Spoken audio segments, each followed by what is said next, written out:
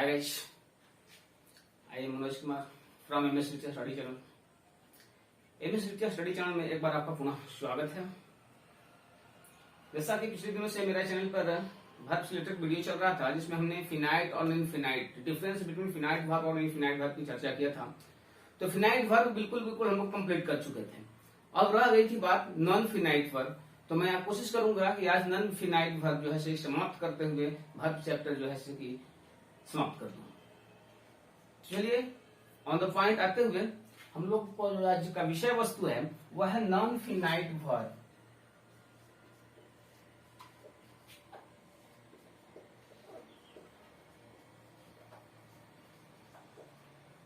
Non finite, इसी को हम लोग इनफिनाइट भी कहते हैं। नॉन फिनाइट और infinite, infinite verb, finite verb और इनफिनाइट वर्ब। तो इनफिनाइट वर्ब को हम लोग जानेंगे। तो फिनाइट वर्ब और इनफिनाइट वर्ब अंतर तो हम लोग देख लिए थे, लेकिन इनफिनाइट यानी एक ऐसा वर्ब जो सब्जेक्ट के पास में ना हो। ऐसा वर्ब यदि सेंटेंस में दो वर्ब हो, दो मेन वर्ब हो, और जिसमें एक वर्ब के ऊपर सब्जेक्ट शासन नहीं कर रहा है, यानी सब्जेक्ट के शासन के अधीन वह वर्ब नहीं है, उसको हम लोग इनफिनाइट वर्ब कहेंगे। जिस वर्ब के ऊपर सब्जेक्ट का कोई शासन न हो, यानी सब्जेक्ट का यदि हम नंबर पर्सन चेंज कर दें और उस वर्ब पे कोई प्रभाव नहीं पड़े, उसको हम लोग नॉन फिनाइट वर्ब कहेंगे, इनफिनाइट वर्ब कहेंगे। सब्जेक्ट का टेंस में परिवर्तन कर दें लेकिन उस वर्ब पर कोई प्रभाव न पड़े, तो उसको हम लोग इनफिनाइट वर्ब कहेंगे। तो इस तरह से हमने देखा। आगे देखेंगे इसी को। There are 3 members in the family of non finite form of the verb.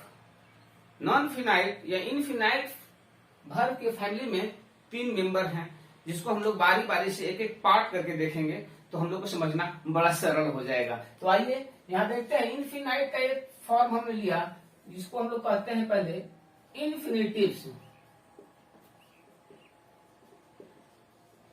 जी हाँ, इन्फिनेटिव्स। दूसरा पार्ट जो रहेगा उसे हम कहेंगे जीरंड। थर्ड पार्ट रहेगा उसे हम कहेंगे पार्टिसिपल।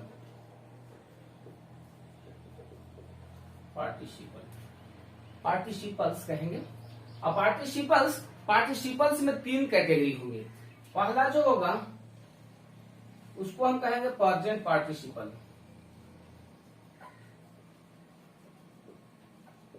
Present participle. सेकंड जो होगा उसे कहेंगे पास्ट पार्टिसिपल। जो थर्ड होगा उसको कहेंगे परफेक्ट पार्टिसिपल।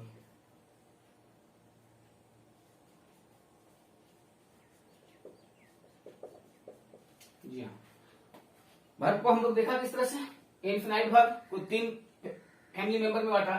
पहले वाला को कहेंगे इन्फिनेटिव्स, सेकंड को कहेंगे जीरंड, थर्ड को कहेंगे पार्टिसिपल। पार्टिसिपल में 3 आ जाते हैं भाग, जिसमें प्रेजेंट पार्टिसिपल, पास्ट पार्टिसिपल और परफेक्ट पार्टिसिपल। अब हम लोग इसको पहचानेंगे कैसे कि इन्फिनेटिव्स कौन है, जीरंड कौन है, पार्टिसिपल में प्रेजेंट पार्टिसिपल कौन सा है, पास्ट पार्टिसिपल कौन सा है, परफेक्ट पार्टिसिपल कौन सा है। तो इसके लिए एकदम बड़ी सरल तरीका से देखेंगे। इन्फिनेटिव्स दुनिया का वह वर्ब, डिक्शनरी का जो भी वर्ब है उसमें आगे अगर टू लगा हुआ हो उसको हम लोग इन्फिनेटिव्स कहेंगे। यानी 2 + V1 हो वह इन्फिनेटिव्स कहेगा।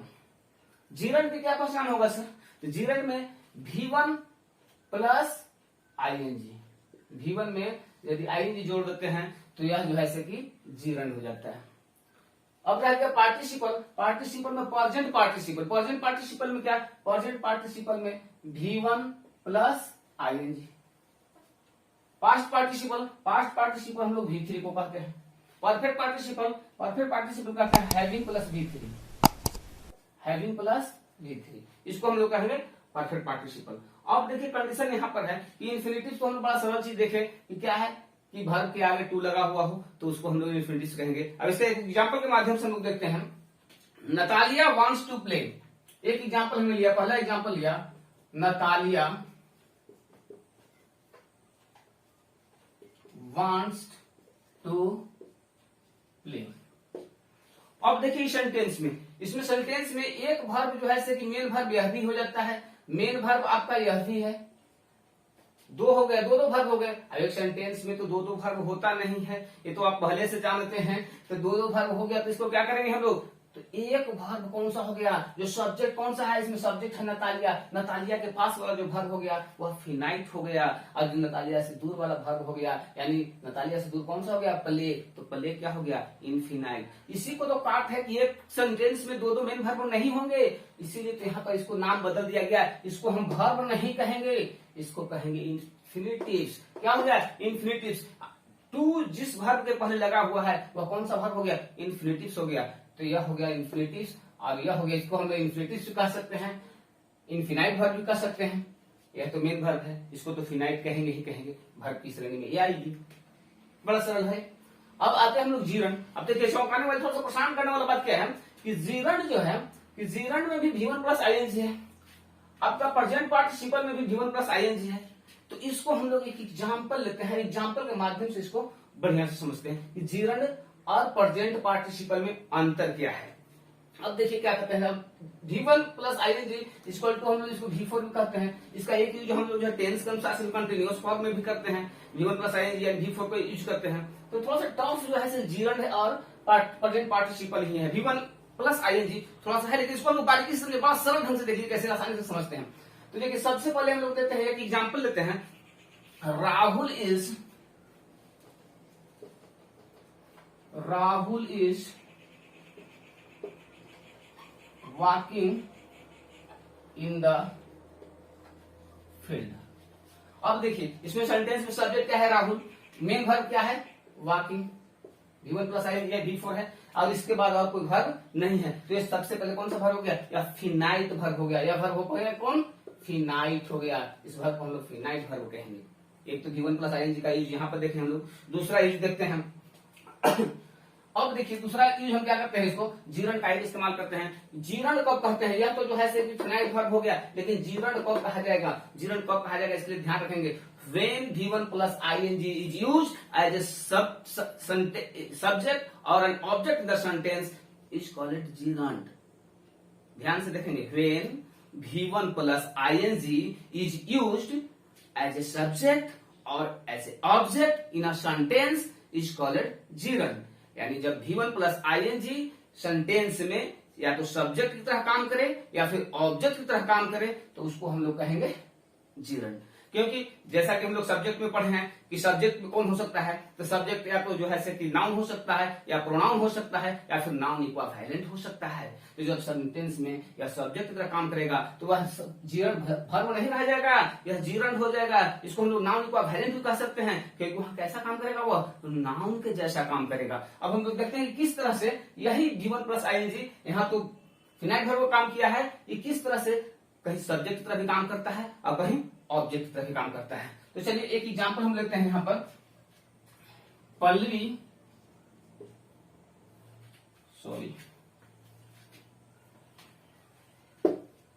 ना लेके यहाँ पर लिया,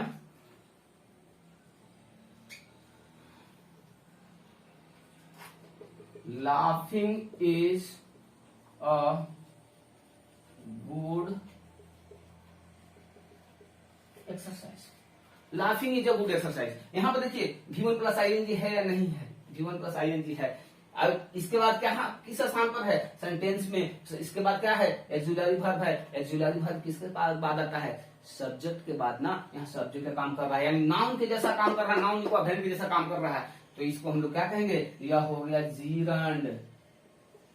यह V1 प्लस आईएनजी वर्ब नहीं रह गया, यह क्या हो गया, जीरंड हो गया। सब्जेक्ट की तरह से नहीं, ऑब्जेक्ट की तरह से भी यही V1 प्लस आईएनजी ऑब्जेक्ट की तरह से काम करता है। अब कैसे करता है देखिए, यहां देखेंगे, Pallavi likes dancing, Pallavi likes dancing. अब देखिए, हाँ जैसे कि हम लोग देख रहे थे, पल्लवी लाइक्स डांसिंग, यहाँ पर क्या है, पल्लवी जो है सब्जेक्ट है, लाइक्स क्या है, वर्ब है, और डांसिंग क्या है, वर्ब है, यानी यह भी मेन वर्ब, यह भी मेन वर्ब, तो दोनों मेन वर्ब हो गए। तो जैसा कि आप लोग जानते हैं कि एक सेंटेंस में दो दो मेन वर्ब नहीं होते हैं, तो लाइक्स कौन सा है, लाइक्स पल्लवी के नजदीक में है, यानी सब्जेक्ट के नजदीक में है, तो यह वर्ब कौन सा वर्ब हो गया, यह वर्ब फिनाइट वर्ब हो गया, यह वर्ब फिनाइट हो गया। और यह जो वर्ब डांसिंग हो गया V1 प्लस ING हो गया, और सब्जेक्ट से दूर है, तो यह कौन सा, नॉन फिनाइट। नॉन फिनाइट में कौन सा वर्ब, नॉन फिनाइट में क्या चीज, नॉन फिनाइट में जीरंड, क्योंकि यही ऑब्जेक्ट की तरह काम कर रहा है। यानी हमने देखा कि when V1 plus ING is used as a subject or an object in a sentence is called gerund। gerund के बारे में हमने देखा। अब रह गया कि प्रेजेंट पार्टिसिपल की बात रह गई। प्रेजेंट पार्टिसिपल को भी हम लोग एक बड़ा सरल ढंग से देखेंगे। प्रेजेंट पार्टिसिपल क्या करेंगे, प्रेजेंट पार्टिसिपल किसको कहेंगे, when V1 plus ING is used as a adjective, when V1 plus ING is used as adjective in a sentence is called present participle। यानी V1 प्लस ING यदि sentence में adjective की तरह काम करे तो उसको हम लोग क्या कहेंगे, प्रेजेंट पार्टिसिपल कहेंगे। सेंटेंस में यदि अगर क्या करता है V1 प्लस ING एडजेक्टिव का काम करता है तो उसको हम प्रेजेंट पार्टिसिपल कहेंगे। एक एग्जांपल्स के माध्यम से देखते हैं हम लोग। आई, यहां पर देखता आई सा अ टाइगर, आई सा अ रनिंग बॉय, लीजिए ना बॉय, आई सा और रनिंग बॉय।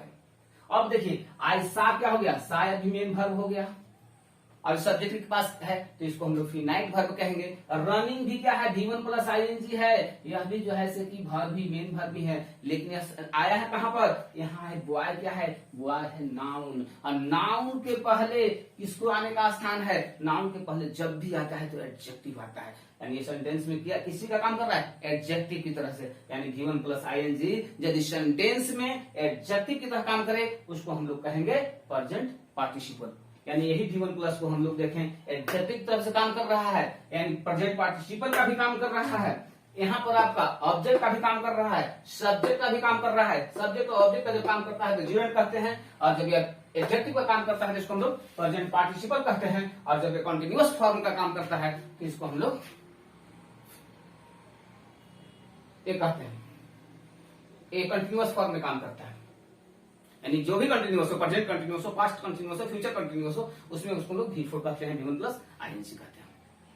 आशा करते हैं आपको बहुत अच्छा तरह से समझ में आया होगा, और मेरा वीडियो आपको अच्छा लगे लाइक करें, नए व्यूअर्स जो हैं वो सब्सक्राइब अवश्य करें ताकि मेरा वीडियो जैसे अपलोड हो आपके पास सीधा पहुंचे। और जो ऐसे व्यूअर्स हैं जो किसी को अभी तक शेयर नहीं किए हैं, तो एक बार मैं चाहूंगा कि इस वीडियो को शेयर करें ताकि ज्यादा से ज्यादा लोग इससे लाभान्वित हो सके। बाकी हाँ एक चीज और बच गया हम लोग को, एक चीज और बच गया, क्या, प्रेजेंट पार्टिसिपल हो गया, पास्ट पार्टिसिपल रह गया। क्या रह गया, पास्ट पार्टिसिपल। पास्ट पार्टिसिपल हम लोग किसको कहेंगे, पास्ट पार्टिसिपल। ऐसे तो पास्ट पार्टिसिपल हम लोग V3 को कहते हैं। अब V3 सब कॉन्टिन्यूअस फॉर्म में प्रयोग होता है, सारा कॉन्टिन्यूअस फॉर्म में प्रयोग होता है। लेकिन जब यही पास्ट पार्टिसिपल जो है किसके साथ प्रयोग करे, एडजेक्टिव की तरफ प्रयोग आए, एडजेक्टिव तरफ जब V3 क्या आ जाए, when V3 is used as an adjective in a sentence is called past participle। जैसे टेंस की तरफ से क्या प्रयोग करते हैं हम लोग, परफेक्ट फॉर्म में क्या इस्तेमाल करते हैं, जैसे हमने यहां पर लिखा I have written a letter. अब देखिए यहां पर रिटेन V3 है, तो V3 है किंतु यह किस चीज का काम कर रहा है, यह काम कर रहा है परफेक्ट का काम कर रहा है, यानी टेंस के माध्यम से काम कर रहा है, यहाँ पर काम कर रहा है। किंतु यही V3 यदि एडजेक्टिव की तरह काम करे तो उसको हम लोग पास्ट पार्टिसिपल कहेंगे। तो जैसे क्या कहेंगे, आई सा अ टायर्ड बॉय। आई सा अ टायर्ड बॉय, आई के साथ हमने सा लगाया, सा जो है फिनाइट वर्ब हो गया, टायर्ड क्या हो गया, थका हुआ लड़का हो, किसके पहले आया है, बॉय के पहले आया है, बॉय क्या है, नाउन है, और नाउन के पहले आने का स्थान किसका है, नाउन के पहले जब भी आता है तो एडजेक्टिव आता है, तो यहाँ क्या चीज का काम कर रहा है, एडजेक्टिव का, यानी जब एडजेक्टिव का काम कर रहा है, नाउन के पहले आके काम करता है, एडजेक्टिव का काम करता है, तो इसी V3 को हम लोग कहते हैं पास्ट पार्टिसिपल। रह गया एक और, इसको भी समाप्ति कर लेते हैं आज। परफेक्ट, जैसा कि हमने शुरू में कहा था कि आज कोशिश करूंगा वर्ब चैप्टर समाप्त, तो परफेक्ट पार्टिसिपल अब रह गया। परफेक्ट पार्टिसिपल को हम लोग हैविंग प्लस V3 कहते हैं, हैविंग प्लस V3, यानी सेंटेंस में जब एक ही व्यक्ति दो कर्म करे, सेंटेंस में जब एक ही व्यक्ति दो कर्म करे, एक पहला समाप्त होने के बाद तुरंत आरंभ हो, उस वहां पर हम लोग हैविंग प्लस V3 का यूज करते हैं। जैसे हैविंग रिटन अ लेटर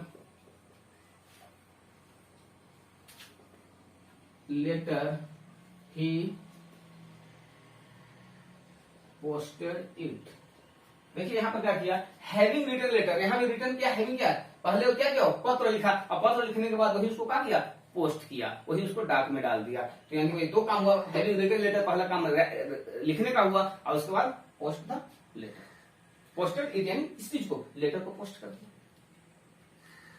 आपने जो इतना बहुमूल्य कीमती समय मेरे इस वीडियो को देखने के लिए दिया, उसके लिए आपको मैं तहे दिल से धन्यवाद देता हूं। Thank you for